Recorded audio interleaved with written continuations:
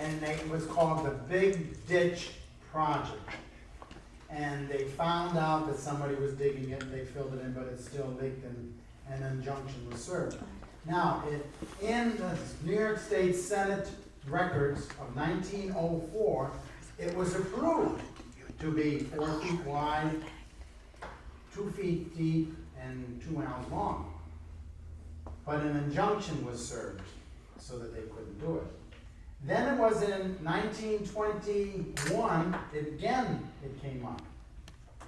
And an injunction was served. Now, it happened sometime in the 40s. Does anybody know when it was? Anybody ever hear of this? Yeah, I've heard of it.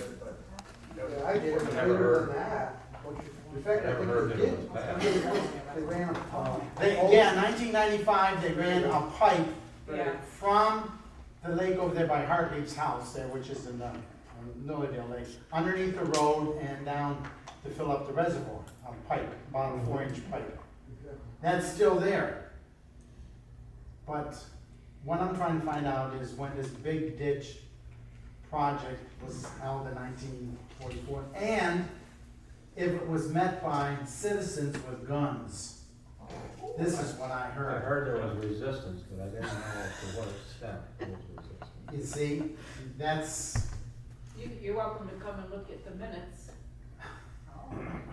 I would know what year. You said 1944. No, I'm thinking about 1944. It's around that time. We don't have 1829 minutes. No, 1921 we do. yeah, because you weren't incorporated until 1921. Right. What about the newspapers? Oh. I found it in the Senate record book, 1904, that they approved it. But if there's civil unrest, we can, Oh, it's gotta be in the Fredonia censor someplace. yeah, there's civil unrest. I know what you mean. Yeah. Okay, thank you. You don't have to call on me tonight then. All right, so let's call this order, call this meeting to order.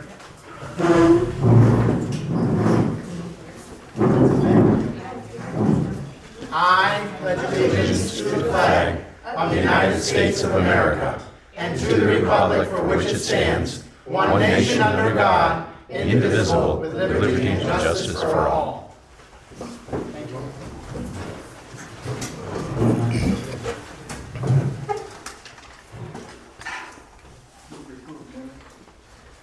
Second. Motion and a second to approve the minutes of the last meeting. Those in favor signify by saying aye. Aye. Carried. One change on the agenda. Under new business is a repair, not a new road. Okay.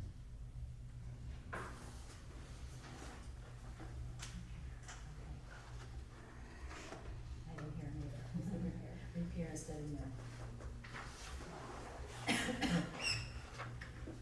Okay. Accept approval of the agenda for motion. You just have one on there. I didn't hear you second. You second. I didn't hear you say that.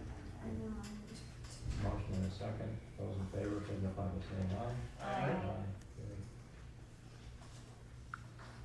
Yes, and comments is the next section. And, before we start, I want to make sure that everybody understands each person we would like you to state your name, your address, comment, limit it to 3 minutes. If you want to sit there, I guess. We have Or use another one. somebody who's used to running a stopwatch, so we can do that. Anyways, that would help us keep this to a reasonable effort. And you get to 3 minutes individually, so not to let somebody else run you. So, okay, who wants to start? Well, I will, because I'm the A. How about that? Is that okay? Go for it. Okay, I'm Sue Asquith, I live at 186 Dale Drive, Cassadaga. And I brought a email that I sent to Mayor Dorman on July 21st, and I just wanted to read it today so it could be officially presented to the mayor and the trustees. And it was post the July 15th zoning committee meeting. So it I wrote, Mayor Dorman, I'm writing to see if there's an opportunity to prevent a bad situation getting even worse. We've both worked in difficult situations where people get entrenched in positions that they can't retreat from. I've worked over the years to know that most need to get something out of a crisis situation. Ego, money, pride, bragging rights all come into play. No matter how we got here regarding the STR moratorium issue, won't be as important if this issue spirals out of control. It has a makings of legal battle with people willing to go that route if necessary. I'm hoping cooler heads, hearts, and minds can prevail. A lot of good input was put forth at the July 15th zoning committee meeting. More people showed up for that meeting than did for the review of the updated comprehensive plan. The dialogue back and forth wasn't great, but hopefully it is a sign of a better outcome being developed that meets the needs of the entire community. The good news is people care. I would like to recommend and be considered that the motion to pass a temporary moratorium to study the SDR issue in the village be tabled. Let the process work for the people, just like any other process. First take in public input. Use that input to craft SDR oversight language that can then be reviewed, more input considered, and then put forth for legal motions and votes at the trustee level. What's happening now is not going to be beneficial for anyone. I sat in on an SDR webinar, actually it was last week, hosted by New York State Planning Federation. It featured a municipality around Lake George. They followed a very inclusive process that is working for their community. You can learn from them. And I do have that presentation both in its printed form and the audio. If anybody's interested, I can pass that along. If this is such an important issue for the village, then I would submit that the updated comprehensive plan be amended to include this topic, goals, and actions. If the plan is the guiding vision for the village, why can't this be the solution to bring all interested parties to the table in a productive manner? Guidance and leadership are needed at this, or this will be a negative for a long time to come. Thank you. I don't know, did send this, I don't know if I need to submit it again, or, No, I believe I you did. forwarded it out there, because I did send it around to We got everybody. it, yes, thank you. Okay, that's it. Townkeeper? Good? Next?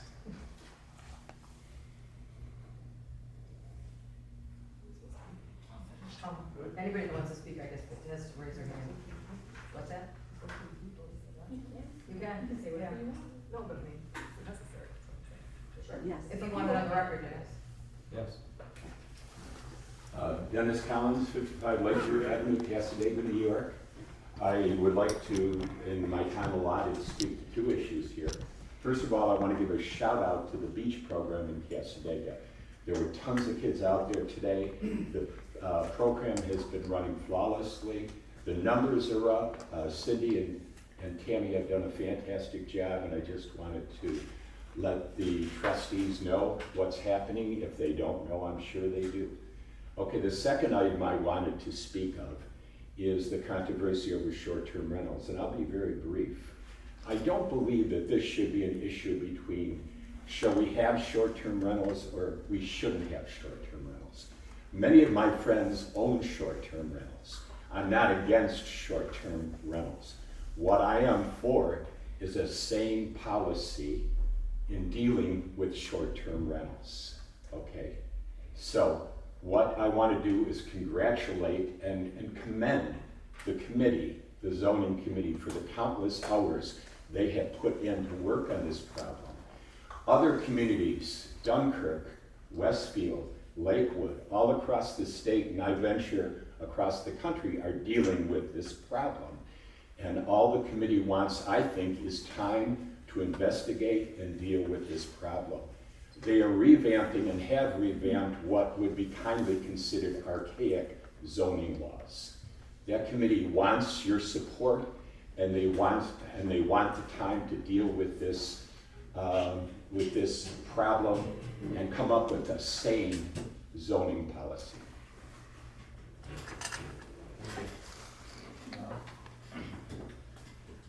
Sean Siebert. I agree with Dennis that it makes sense to have sane zoning policies, and I believe that our zoning review committee should have the time that they need to come up with those policies. There is, however, before the board, and the board has decided to move forward at prior board meeting with a moratorium on any short-term rentals in the village. The committee can have the time that they need without a moratorium. There's plenty of time to think, plenty of time to consider. There's no need to rush forward with a moratorium in the interim. I have forwarded to the village board a letter explaining why I believe that this rush to a moratorium is unnecessary and not really in the interests of the village. A sizable proportion of the village showed up at the zoning committee meeting a couple of weeks ago and voiced their concerns that this moratorium is not in the interests of a significant portion of people in the village. Although myself and Dennis, and I think many other people, would say that reasonable zoning laws that consider the role of vacation rentals or short-term rentals within the village is certainly in everybody's interest within the village. Our village is struggling in so many ways, but tourism has the opportunity, has the potential to revitalize our village in some really important ways in terms of employment for tradespeople, income for people who have short-term rentals, income for businesses in the local community. It is a vibrant part of our community. And as Dennis said, it's not a question of whether or not there should be, but how do we reasonably, sanely consider the role of short-term rentals.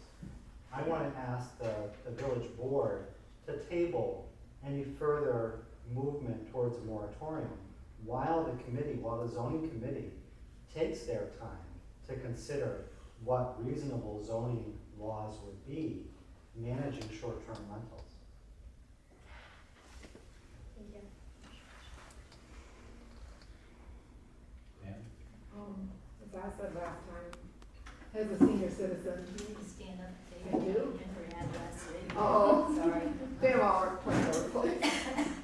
As a senior citizen, and the way the country's going today, inflation, and I hope that's changing, that maybe someday I would like to rent a room in my house, and I have the right, if I find it needed, to make my mortgage, or not mortgage, but just because I'm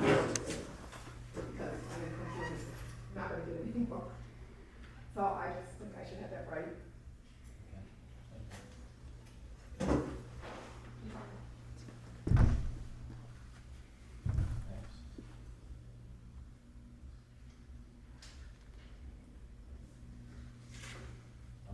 guess we're good. No, we're not. So I'm gonna go ahead and, this is a much calmer meeting this time, which is nice actually to see that. I think there were a lot of tensions last time. My name is Kim Collins. I'm the owner and operator of Blue Oar Lake House over on Lakeview Avenue. I have owned Blue Oar for, and operated for the last almost nearly decade. I've loved this community for nearly a decade, and I have a lot of friends here. And I hope to spend, my goal was to retire here. And I had hoped to spend many years in Cassadaga and continue to do some good things for the community. It's no secret that I have been opposed to the proposed short-term moratorium in the village. I feel strongly that updates to the current laws need to be done in a transparent and public way, allowing for all community input, including not just from short-term renters, but all taxpayers should have a right to discuss and be part of changes to any current laws. And I believe that as tax-paying citizens that we all should have that right to be part of that process, and that it's not a closed-door process, because it could have tremendous impacts on our lives for decades to come, potentially. The growth and management of short-term rentals has a tremendous impact on the economic benefits for this community. And we've talked about, in the last meeting, we talked about in terms of the taxes generated from the 5%, that tax that we pay, and also in terms of our quality of life. I would like to formally request that the village board reconsider its motion to pass a temporary moratorium law at this time. In the meantime, I would like to introduce you to a proposed new program for the community. I'll pass these around. I've worked in conjunction with many, not just short-term property owners, vacation rental owners, but also many community members. The consensus is, you know, we're not saying that we are not opposed to guidance, right, and rules and regulations for short-term rentals. The best short-term rentals have those, right? If you're operating a short-term rental, it's in your best interest. It's in our best interest to operate those in a really good way, right? And so we formed the Cassadaga Property Alliance as a way for all short-term renters to be part of. We actually would like to have all Cassadaga residents be part of that, all taxpayers be part of that, so we all are working together in that. We've come up with a set of guidelines, self-imposed guidelines that we think that we'd like to have all short-term renters, owners follow. And we're calling them our guiding principles. And these are things that we think are really important. Some of them are already zoning laws. Some of them are common sense. Some of them are really important, I think. And I think it's important moving forward that we work together on this, right? That this is not something that one group is in charge of, or what. I think it's something that we work together. So I'll just go over the top 10. Number 1 is list your property at a higher standard to attract the right guests. Cassadaga is a quiet, family-friendly community. This is not a party community. People don't come here to party. The majority of my renters are families coming to Cassadaga, right? It's families that live here and families that like to come to vacation here. We've set the minimum primary booker age at 30 years old, right? To attract, again, the right guests, to set a tone. We'd like to adhere to a 2 nights minimum stay per booking. So these aren't one-night stays. These are, if you're coming in, you might come in for a little weekend getaway. Property rules are set prior to arrival and clearly visible for guests in the property. I think communication, when you have a vacation rental property, communication is so important and vital, right?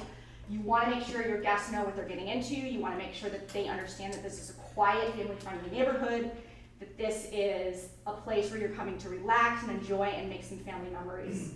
And there are rules set. I'm in constant communication with my guests when they arrive. If you've ever been to my house, I'm a label maker queen. I label everything, including the microwave. So it's like when you do things like that, people see that you care, and I think that's a big part is communication. All guest vehicles, in terms of parking, all guest vehicles must be parked in a garage, a driveway, or a designated parking area, and the speed limit is 30 throughout the village. It's important to keep your property tidy, right? You want your property to look good for your guests, your neighbors, yourself, right? Pride of property. And we'd ask that you be organized and you have your guests so they label things so your guests know where to put them back. We'd also ask that you keep your garbage hidden at all times. I'm sorry, I'm gonna finish these. These are important. We're also gonna ask that you keep noise to a minimum. Next Please person, stop. please. Next Next person, person. 3 minutes. Well, nobody else is talking, so I feel like, Doesn't matter. I'll keep reading what you say. okay, thank you.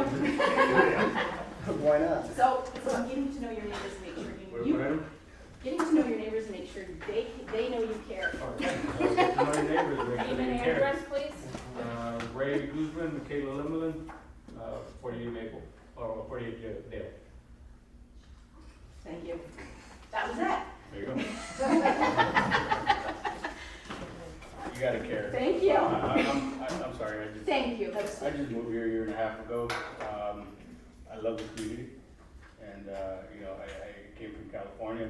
My girlfriend's been living here, far longer than I have, and this is a whole different world out here to me. I see families, I see a beautiful community, and I think that rentals and such they offer a lot to the community. So. Anyone else? Michaela Lillian, also 48 Dale and 39 Maple. Moving here 8 years ago from California, I first took a trip, thankfully, because someone did open up their home to me as a guest house. I spent a week here. I fell in love with the community. I fell in love with the space. I fell in love with the lake. and the trails and everything nature oriented. I made a joke to a friend that came out with me, a business partner, and I said, in a year, I'm gonna move here. She said, really, you're gonna like up and leave everything you know? And I said, yeah, in a year, I'm gonna be here. And that was kind of like a joke, and it happened. And I have left only to go back and visit family with no intention of ever leaving. My home is here, my daughter's here, my boyfriend's here. I'm very invested in the community to a point of emotionalness because it's been so rewarding for me personally. However, as a property owner, I don't want to see those opportunities missed for other people. When I came here with the vision of opening my space to inner city kids so they could experience something outside of a concrete jungle, and limiting the opportunity of what I do in my own home with my own purchases and my own income not only jeopardizes what the community has to offer, but jeopardizes that opportunity to other people that may not know of this way of life at all, may have never ever stepped on grass or seen snow or seen fall leaves. That's what this community brings to me, and I don't think we should isolate ourselves from a growing larger world when it can enhance everyone's well-being. That's all I have to say.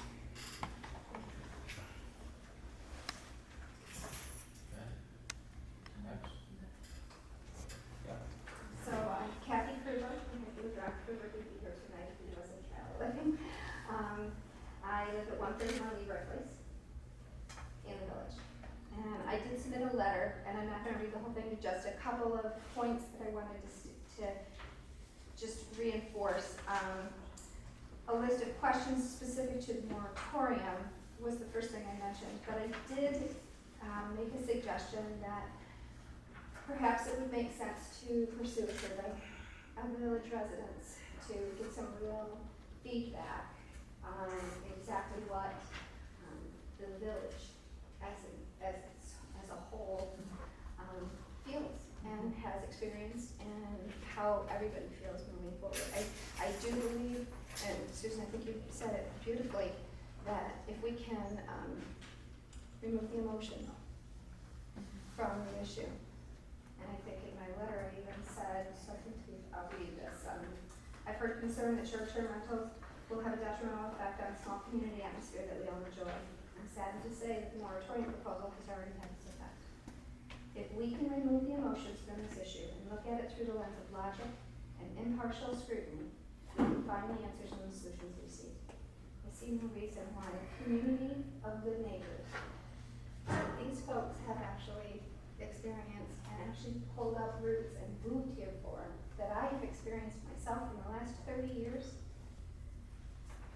shouldn't be able to solve this problem. We can work together, and I agree. I think we need to set aside our well-dug-in trenches, I guess, and just listen to each other and listen for understanding and not for response. If we can listen to each other for understanding and not just to respond, then we will come up with the answers to this. I honestly believe that. So it warms my heart to hear your story, because I do think, I've heard several other communities mentioned, but Cassadaga is unique. We have a really unique, cool thing going on here in Cassadaga. We are not Dunkirk. We are not Westfield. We are not even the communities on Chautauqua Lake. Our lake is not going to get any bigger, and we're not going to get any more land to sell. Nobody's going to build condos on Cassadaga Lake, because it doesn't make any sense to do that. But we can share this precious little piece. Yes, thank you for listening.